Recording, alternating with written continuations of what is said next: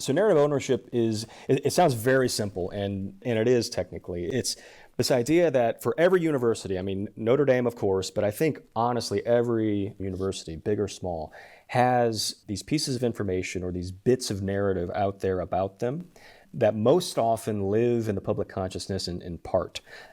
And it's up to us, I think, as kind of stewards of the brand to give a full accounting for whatever it is that people are telling, in part out there on the web. I'll give you an example of how this kind of started for us.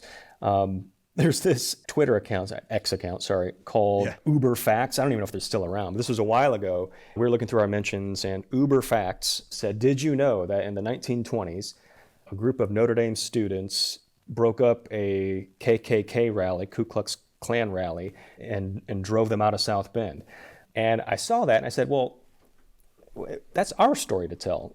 Great that you want to talk about the university, Yeah. but that's a piece of our history. So why don't we provide the accounting of that story? And so our writer looked into it and developed this sort of longish form piece that's on indy.edu now. It's called Clash Over Catholicism, because as people kind of rightly remember the KKK for their racism, but they were also very anti-Catholic.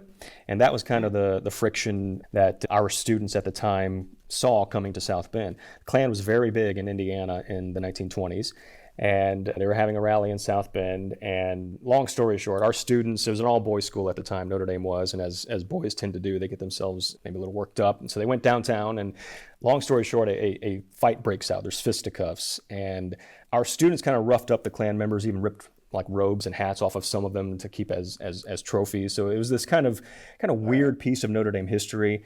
And I don't want to overstate the importance of that incident, but it was kind of a high water mark for the KKK in Indiana. After that incident, their power really started to subside in the state.